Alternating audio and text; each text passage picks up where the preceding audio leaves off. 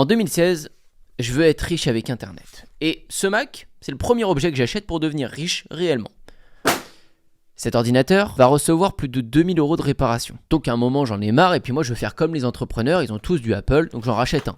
Celui-ci, pareil, il va arrêter de fonctionner. Au bout toujours quand même de 2 ans, 2 ans et demi. Ça tient quand même en l'utilisant tous les jours. C'est vrai que je commence à m'enrichir, pas grâce à l'Apple, parce que je travaille sur l'ordinateur tous les jours, mais je fais du montage, je fais des vidéos. Et vous le savez dans les vidéos, si vous utilisez les réseaux sociaux, plus vous faites des vues, plus vous êtes payé. Des fois, 10 000 vues, ça vous paye vraiment plus. Donc je cherche les vues et je travaille tous les jours pour. Je me dis, bon, les autres ont lâché un petit peu, carte mère, l'écran qui crame, donc je me dis, je vais passer peut-être sur un format plus court. MacBook Air. Pareil, celui-ci, il lâche.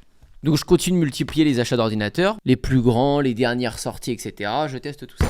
Et à un moment donné, dans ma quête de vues, j'ai un déclic. Je publie avec mon pote cette vidéo-là, et cette vidéo fait plus de 140 000 vues sur YouTube. Et cette vidéo est la seule de la chaîne qui est filmée avec un téléphone, sans ordinateur, parce que un de mes ordinateurs à ce moment-là était en panne. Je l'ai fait sur le téléphone, le montage. J'ai publié la vidéo à l'arrache. D'ailleurs, vous le verrez, c'est une vidéo react à des chutes de surf. On n'était pas dans l'eau, pas de caméra, rien. Et pourtant, c'est la vidéo la plus vue de la chaîne. Et là, je me dis, merde, le matos, ça sert à rien.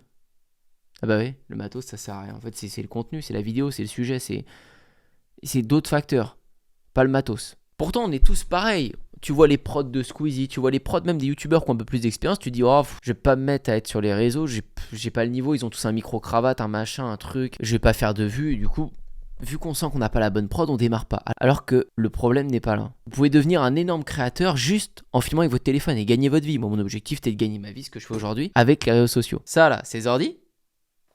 Non, je vais pas le jeter celui-là. C'est du plus. C'est du confort. Ça vous permet de travailler plus vite sur l'outil que vous voulez. Pourquoi je rachète toujours Apple? Parce que j'ai essayé les autres marques et c'est encore pire. Acer, Asus, machin.